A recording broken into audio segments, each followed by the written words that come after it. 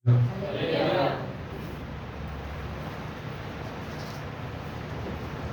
వారమంతా కూడా దేవుడు మనకు కాపాడేదాన్ని బట్టి అదేవిధంగా దేవుడు మనకు అనుగ్రహించిన సమయం బట్టి గట్టిగా దేవునికి స్తోత్రం చెల్లిద్దాం. స్తోత్రం.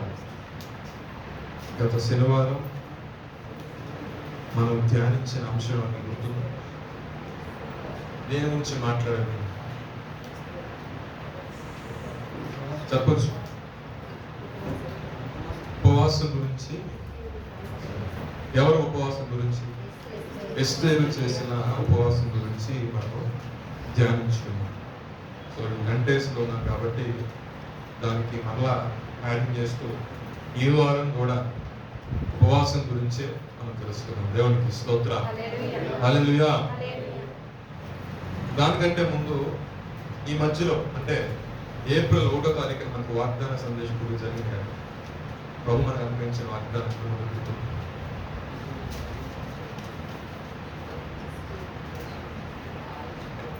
ఎంతమంది వచ్చారు ఆ రోజు? మంగళవారం అనుకుంటా. ఎలాగంటే మర్చిపోతే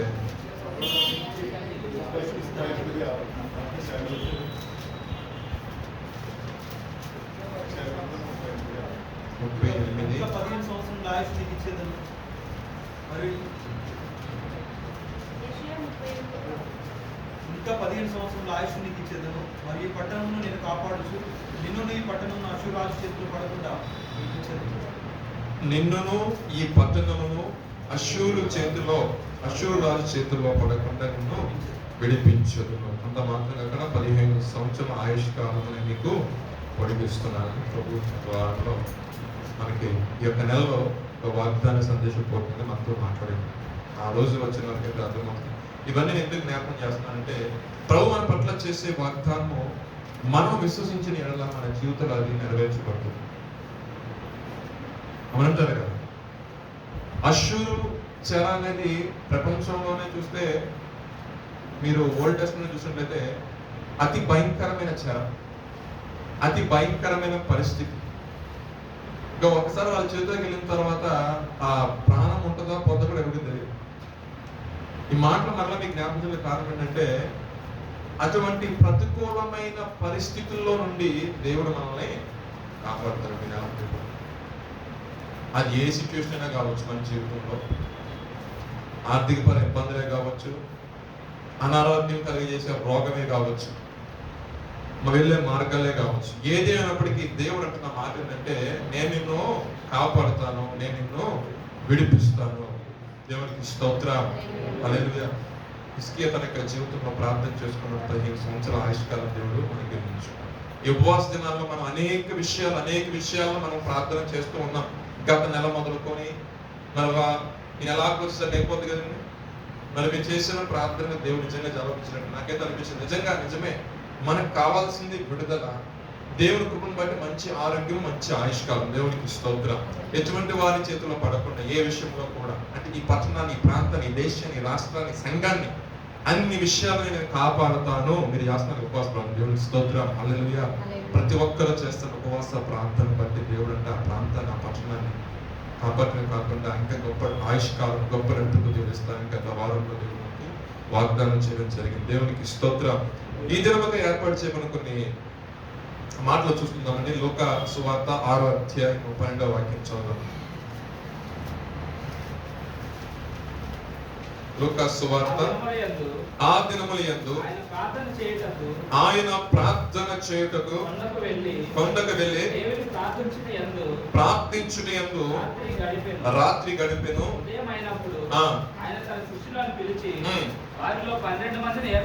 చాలండి చాలు. యేసు ప్రభు ఆయన అన్న కావాలంటే యేసు ప్రభు సస్యుడు ఉన్న దినాలలో ఆయన కొండకు వెళ్ళి ప్రార్థన చేసి ఒక రాత్రంతా కూడా గడిపాడు. ఆయన గడపగల కారణం ఏంటంటే యేసు ప్రభు వారిని చూసినట్లయితే సంపూర్ణ మానవుడు. ఆయన సర్వమును సృజించిన వాడు, దేవుని ఎదుట అత్యున్నతమైన ఉన్నతమైన స్థితి కలిగిన వ్యక్తి. నీ కొరకు నా కొరకు తనకు తగ్గించుకుని ఎక్కువ వచ్చారు, నీ భూమి మీదకి వచ్చారు. వచ్చి ఏం చేశారంటే మనము ఏ విధమైన నడవడికి నడిస్తే మరలా తండ్రి యొద్దకు చేరతాము అనే విషయాన్ని ఆయన బోధించున్నాడు. మనం ఏ విషయాల్లో పడిపోతున్నామో, ఏ విషయాల్లో సరి చేసుకోవాలో నేర్పిన వ్యక్తి ఎవరంటే యేసుప్రభువారు. దేవునికి స్తోత్రం. ఆయన ఒక మాదిరిగా, మీరు అడగొచ్చు యేసుప్రభువారు మనం ఆరాధిస్తున్నాం కదండి, ఆయన చూస్తున్నాం కానీ ఆయన కూడా ప్రార్థన చేసుకోవాలని ఒక మాదిరి ఆయన చూపించాడు. ఒక నాయకుడు ఉన్న వ్యక్తి ఒక మాదిరి లేకపోతే ఆయన అనుసరించే వాళ్ళకి ఒక మాదిరి ఉంటుందండి, ఉండదు కదా. యేసుప్రభువారు కూడా ఆయన ససేవిగా ఉన్న దినాల్లో కొండకు వెళ్ళి రాత్రంతా గడిపి ప్రార్థన చేశారంట. ఎందుకని ప్రార్థన చేశారంటే ఆయన యొక్క పరిచర్యలో కొంతమందిని పాలుభాగస్తులు చేయాలని దేవుడు ఆశపడ్డాడు కాబట్టి రాత్రంతా కూడా ప్రార్థన చేసి కొండ దిగి వచ్చి 12 మంది శిష్యుల్ని ఏర్పరచుకున్నాడు. అదొక పాయింట్. సెకండ్ చూసినట్టు చదువుకుంటూ వస్తే ఆయన ఆ ప్రాంతంలోకి వచ్చిన ఆ శిష్యులందరినీ ఏర్పరిచిన తర్వాత శిష్యులతో మాట్లాడుతున్నప్పుడు యేసుప్రభువు దగ్గరికి అనేక మంది ఆ యూదా సమరయ ప్రాంతంలో అందరూ కూడా రావటం జరిగిందంట. జరిగిన తర్వాత ఆయన అపవిత్రాత్మ పట్టిన వాళ్ళని ఆ యొక్క దెయ్యాల నుండి, అపవిత్రాత్మ నుండి ఆ విడుదల కలిగజేశాడు. అనేక మంది రోగులు వచ్చినప్పుడు ఆ రోగులకి స్వస్థత కలిగజేశాడు. ఇంకొక మాట రాయబడింది ఏంటంటే ఆయనలో నా ప్రభావం బయలుదేరింది. దేవునికి స్తోత్రం. హల్లెలూయా. నేను ఇక్కడ అర్థం చేసుకున్న విషయం ఏంటంటే, నేను మీకు చెప్పాల్సిన విషయం కూడా ఏంటంటే, అంటే మనం ప్రార్థన చేసుకున్నప్పుడు దేవుని యొక్క ప్రభావాన్ని మనము, దేవునికి స్తోత్రం, దేవుని యొక్క ప్రభావాన్ని మనం పొందుకున్న తర్వాత మనతో ఎవరు స్వీకరించినా, మనతో ఎవరు మాట్లాడినా, మనం ఎవరి విషయంలో ప్రార్థన చేసినా ప్రభావం అనేది వారిలోకి వెళ్తుంది. దేవునికి స్తోత్రం. హల్లెలూయా. అంటే ప్రార్థనలో శక్తి ఉంది, ప్రార్థనలో బలం ఉంది. యేసుప్రభువు వారు ఆ రాత్రంతా ప్రార్థన చేసిన తర్వాత శిష్యుల్ని ఏర్పరిచారు. కింద చదువుకుని వచ్చినట్లయితే ఆయనను ముట్టిన వారందరికంట ఆయన ఉన్న ప్రభావం వెళ్తా ఉందంట. అదేవిధంగా మనం చదువుతూ ఉంటే ఈ ప్రభావం గురించి విన్న వ్యక్తి, ఒక వ్యక్తి ఆయన వస్త్రపు చెంగును ముట్టినా చాలనుకున్నాడు. ఒక ఆవిడ అనేక సంవత్సరాలు బట్టి వ్యాధితో బాధపడుతుంది. ఆ వ్యక్తులు కూడా మనసులో ఉన్న మాట అంటే, కనీసం ఆయన యొక్క వస్త్రపు చెంగును ముట్టుకుంటే నాకు స్వస్థత కలుగుతుంది అన్నప్పుడు ఆయన యొక్క వస్త్రపు చెంగును ముట్టిన వెంటనే ప్రభువులో ఉన్న ప్రభావము అంటే ఇక్కడ గమనించిన శిష్యులు అంటారు, అయ్యా నీ మీద అనేక మంది వస్తున్నారు, పడుతున్నారు, వెళ్తున్నారు కదా, ఎవరిలో ఆ ప్రభావం ఎవరో తెలిసిందంటే కాదు కాదు కాదు, నాకు తెలిసింది ఒక ప్రభావం అనేది నాలో బయలుదేరి. అంటే విశ్వాసంతో నువ్వు ప్రార్థన చేసుకున్నప్పుడు, విశ్వాసంతో ప్రభువును సమీపించినప్పుడు నా ప్రభు నీ పట్ల ఖచ్చితంగా కార్యాలు జరిగిస్తున్నాడు. నమ్మాలండి. ఏదైనా మనం దాన్ని బట్టే మనము కార్యాలు చూస్తాం. ఏదో జరిగింది ఏదైనా కాదు, మన యొక్క విశ్వాసము, మన యొక్క నమ్మకము, మన యొక్క జీవితాల్లో నూతనమైన కార్యాలు జరిగించడానికి దోహదపడుతుంది. చాలా మంది చెప్పినట్లుగా వచ్చేసి జరిగిపోతాను కాదు, నువ్వు వచ్చి కూర్చుని నీలో విశ్వాసం లేకపోతే నువ్వు ఎక్కడ వేసుకున్న పరిస్థితులు ఉందో అదే ప్లేస్ అలాగే ఉంటుంది, అలాగే ఉంటుంది. కానీ నీ యొక్క జీవితం ఎటువంటి మార్పు, మన మార్పు ఎప్పుడు వస్తుంది బ్రదర్ అంటే, మనం ఎప్పుడైతే దేవుడి సన్నిధిని సమీపించి వారు చూడండి నా ప్రభును సమీపించున్నారో, నా ప్రభును ముట్టుకున్నారు, ఆయన ముట్టుకున్న తర్వాత ఆయన ఎందుకు విశ్వసించిన తర్వాత ఆయన నా ప్రభావం బయలుదేరిందంట. అది వారు ఆయన దగ్గర రాకపోతే వాళ్ళకి స్వస్థత వచ్చేదా, వాళ్ళకి విడుదల వచ్చేదా, వారు వెళ్తున్న పరిస్థితుల్లో వాళ్ళకి డెలివరెన్స్ వచ్చేదా కాదు కదా. అందుకే దైవజనులైనా విశ్వాసులైనా తోటి సహోదరులు ఏమంటారంటే, ప్రార్థన చేద్దాం, అయినా సరే మన సంఘంగా సమాజంగా కూడుకోవాలి కదా, దేవుని యొక్క సన్నిధికి వెళ్దాం రండి అంటాడు. ఆయన సన్నిధి అంట సర్వ సమృద్ధి ఉంటుంది అంట. ఏముంటుందంటే సర్వ సమృద్ధి ఉంటుంది, సర్వ సమృద్ధి.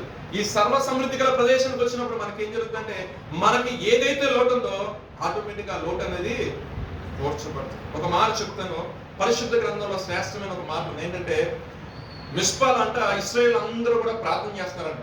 మొదటి సమూయేలు గ్రంథం చూసినట్లయితే 7వ అధ్యాయంలో మాట రాయబడింది. మిస్పా దగ్గర ప్రార్థన, మిస్పా ప్రాంతంలో కూడుకుని ప్రార్థన చేస్తున్నారు. ఎందుకని? ఫిలిష్తీయులు వచ్చేసి దేవుని యొక్క మందసాన్ని తీసుకుని వెళ్ళిపోయారు. ఏం చేశారండి? దేవుని యొక్క మందసాన్ని, మందసం అంటే తెలుసు కదా, తెలుసా? పాత నిబంధన కాలంలో మందసం ఉంటుంది కదా, ఆ మందసాన్ని తీసుకుని వెళ్ళిపోయారు. ఎందుకని? ఆ మందసం పట్టబడింది. ఎందుకు? దానికి కారణం ఏంటంటే, ఆనాటి దినాల్లో ఇశ్రాయేలు వారు వస్తున్నారంటే మిగతా రాజ్యం వారికి లేదా మిగతా పక్కన ఊర్లో వాళ్ళకి తడబట్టుకునేది. ఎందుకంటే వారు ఆరాధిస్తున్న దేవుడు జీవము గల దేవుడు, వారి దేవుడు వారికి ముందుగా నడుస్తాడు, పరాక్రమశాలిగా ఉంటాడు, ఆయన వెంబడించే బండగా ఉంటాడు, అగ్ని స్తంభంగా ఉంటాడు. ఆయన వారి పక్షాన్ని ఏది చేయటగా అంతకు అవసరమైతే సూర్య చంద్రుడు నిలిపేస్తాడు నా సాక్ష్యాలు ఉన్నాయి. కానీ ఇశ్రాయేలులో రాను రాను రాను రాను ఏం జరిగిందంటే, లోపలికి ఇశ్రాయేలు వారి యొక్క జీవితం వారికి వారి యొక్క సమాజంలో ఏమొచ్చిందంటే లోపం వచ్చిందంటే. అధ్యాయం చదువుకుంటే చూడండి, పూజించకుండా వాటిని పూజిస్తూ, దేవుని అనుసరించకుండా, దేవునికి లోబడి ఉండకుండా, ఇష్టానుసారమైన ప్రవర్తన జీవిస్తూ, నీదే, నా డినామినేషన్ వేరు, నాది వేరు, ఇది వేరు అని జీవించడం వల్ల ఏమైందంటే లోకం వచ్చేసిందంట. లోకం వచ్చేసరికి ఏమైపోయింది, దేవుని యొక్క మందసం అనేది శత్రువు చేతికి వెళ్ళిపోయిన తర్వాత మరి మామూలుగా ఉండదు. వెళ్తే వీళ్ళకి ఎక్కడికి వెళ్ళిన అపజయమే, విలువ లేదు, ఏం చేయాలి అర్థం కాక పాస్టర్ గారి దగ్గరికి వచ్చారు. ఆ రోజుల్లో పాస్టర్ గారు ఎవరండి? ప్రవక్త సమూయేలు గారు ఉన్నారు, అవునా కదా? సమూయేలు గారి దగ్గరికి వచ్చి ఏడ్చారు, మేము వారి మీద విజయము పొందలేకపోతున్నాం, వారి మీద మేము జయకేతనం ఎగరలేకపోతున్నాం.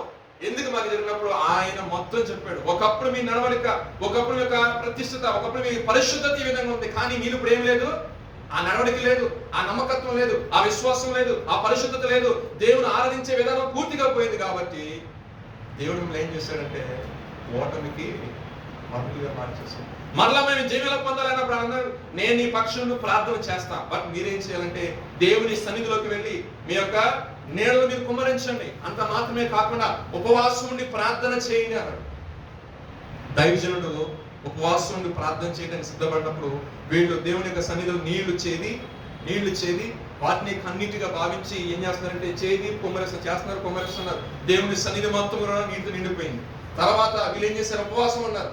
అప్పుడు దాకా అలిచిత ఉపవాసం లేదు, ఏదో నామకార్థ ఉపవాసం. ఇప్పుడు శత్రువు తరుగుతున్నాడు వెనకాల, అవమానం వస్తుంది, ఏదో వస్తుంది, ఇక బలమైన ఉపవాసం చేస్తారు. అందరూ ఒకటయ్యారు. ఏదైతే దేవునికి ఇష్టమైన క్రియలు చేస్తాం మొత్తం ఒక దైవజన్ దగ్గర వచ్చినప్పుడు దైవజన్ ఏం చెప్తాడండి, నీ క్రియలు నువ్వు సరి చేసుకోవయ్యా, నీలో ఏమైనా లోపం నువ్వు సరి చేసుకో, దేవుని వ్యతిరేకంగా ఎక్కడ జీవించావు ఒకసారి చూసుకోవయ్యా. ఎందుకంటే నువ్వు జీవం పొందలేకపోతున్నావు, ఒక విషయం సక్సెస్ అవ్వలేకపోతున్నావు, ఒక విషయం మీద కాన్సన్ట్రేట్ చేయలేకపోతున్నావు అంటే ఏదో ఒక శాపం, ఒక దరిద్రతో, ఒక పాపం వెంబడిస్తున్నాయా. ఆ క్రియలు సరి చేసుకున్నప్పుడు మనం ఫస్ట్ ఏం చేస్తాము, ఒక 5 నిమిషాలు పాస్టర్ గారు మాట్లాడతాము, ఒకరు మోకరిస్తాము, ప్రార్థన చేస్తున్నప్పుడు పరిశుద్ధాత్మ ఏం చేస్తారు, ఒక్కొక్కటి చేస్తూ ఉంటారు. వీళ్ళు చేసిన గుర్తొచ్చింది. ఏం చేశారు, మోషే కొండ మీద ఉన్నప్పుడు దేవుడితో మాట్లాడడానికి 40 దినాలు ఉన్నప్పుడు ఇక మోషే తిరిగి రాడలే అని చెప్పేసి వీళ్ళు చేసిన పనికిమాల పని ఉంటుంది కదా, ఆ పనికిమాల పనికి జరిగిన నష్టం వాళ్ళకి గుర్తొచ్చింది అనమాట. వెంటనే వాటన్నిటిని బయటపడేసి ఇప్పుడు ఉపవాసం ఉన్నారంటే, అంటే చెడుతనాన్ని విసర్జించి ప్రభు యొక్క సన్నిధికి వచ్చి ఏం చేశారంటే ఉపవాసం ప్రార్థన చేసినప్పుడు వెంటనే ఫిలిష్తీయులు స్టార్ట్ అయ్యారు. అసలే ఉపవాసం ఉన్నప్పుడు మనిషిని అనుకుంటామండి, కొద్దిగా నీరసంతారు, అవునా కదా, కొంచెం నీరసంగా ఉంటాము. సో ఆ టైంలో శత్రువు స్టార్ట్ అయ్యారు, ఫిలిష్తీయులు బయలుదేరారు. ఎవరి మీదకి? ఇశ్రాయేలు. ఈ విషయం విన్న సమూయేలు దైవజనుడు వెంటనే ఏం చేశారంటే పాలు విడిచిన చిన్న గొర్రెపిల్లను తీసుకుని వచ్చి దేవుని యొక్క బలిపీఠం పెట్టి బలర్పించి ప్రభు సన్నిధిలో వారి నిమిత్తమై ప్రార్థన చేశాడు. ప్రార్థన చేసిన తర్వాత దైవజనుడి యొక్క ప్రార్థన దేవుడు ఏం చేశాడంటే ఫస్ట్ అంగీకరించాడు. దేవునికి స్తోత్రం, హల్లెలూయా, హల్లెలూయా. ఏదైనా విషయంలో మీరు సఫర్ అవుతున్నప్పుడు, ఏదైనా విషయంలో మీకు అసలు లేదనుకున్నప్పుడు దైవజనుడిని తెలియజేయడం ఒక పద్ధతి, సంఘాన్ని లేదా ఇద్దరు బాగా బలం చేసుకున్న రమ్మని ప్రార్థన చేయించుకో పద్ధతి, అది భోజనం పెట్టే పద్ధతి కదండి. మీరు ఉపవాస ప్రార్థన పెట్టుకుని మీకు ఆశీర్వాదం, దేవునికి స్తోత్రం, హల్లెలూయా. ఉపవాస ప్రార్థన మీకు ఆశీర్వాదం. పాస్టర్ గారు అంటారంట, మీ ఇంటికి నేను ప్రార్థన రానయ్యా బాబు అంటారు. ఎవరింటికైనా ఉపవాస ప్రార్థన పెట్టుకుని వచ్చేస్తాను. ఎందుకంటే అక్కడ కొంచెం భోజనం గురించి ఎక్కువ మాట్లాడతాం కానీ వాటి గురించి డిస్కషన్ ఉండదు. ఆయన point of view correct. First ఏంటి పాస్టర్ గారు వస్తే కొంచెం నాకు వండి పెట్టడం మాకు అనిపించింది అంటే ఆయన అంటారు ఉపవాసం ఉంటేనే వస్తాను మీ ఇంటికి. మంచి స్టేట్మెంట్, దేవునికి స్తోత్రం, హల్లెలూయా. సిద్ధపాటు నల్లగొట్టుకోవటం, సరి చేసుకోవటం, దేవునితో ఒప్పుకోవటం. ఇశ్రాయేలు ప్రజలు చేసింది అదే. అయ్యా మేము ఇలా అవమాన పాలైపోయాము, ఇలా ఓటమి పాలైపోయాము, ఈ విధంగా నింద మా ముఖం మీద ఉంది, మా నెత్తి మీద ఉంది, మేము ఎట్టేలా ఒకప్పుడు దేవుని ప్రజలను సగర్వంగా చెప్పారు. కానీ ఈ రోజు పరిస్థితి చాలా దారుణంగా ఉందన్నప్పుడు దైవజనులు మాట్లాడిన వారు ఉపవాసం ఉంటే అందరూ ఏకస్వరంతో అందరూ పట్టుదల ప్రార్థన చేస్తున్నప్పుడు దేవుడు అద్భుతకరంగా దైవజనులు ప్రార్థన ఆలకించారంటే ప్రార్థన ఆలకించారు. శత్రువు అనేవాడు ఎదుర్కొంటే తగ్గుతారు. దేవునికి స్తోత్రం, హల్లెలూయా. ఉపవాస ప్రార్థనలో ఎంత శక్తి ఉందండి, ఎంత శక్తి ఉంది. అంటే మీరు గమనించే విషయం ఏంటంటే ఏదో నామకే వాస్తవ ఉపవాస ప్రార్థన ఉంటే ఎటువంటి కార్యాలు జరగవు. ప్రభు దగ్గరికి వచ్చినప్పుడు ఉపవాసం ప్రార్థన చేస్తున్నప్పుడు ప్రభు ఇంకనూ ఏమైనా రహస్య పాపాలు నీకు నాకు అడ్డు కనపడుతున్నాయా, నీ ముఖ కాంతిలో నా యొక్క రహస్య పాపాలు కనపడుతున్నాయి ప్రభు, అట్లా ఒప్పుకోవాలి, అట్లని విడిచిపెట్టాలి, కప్పుకోకూడదు ఎప్పుడు కూడా.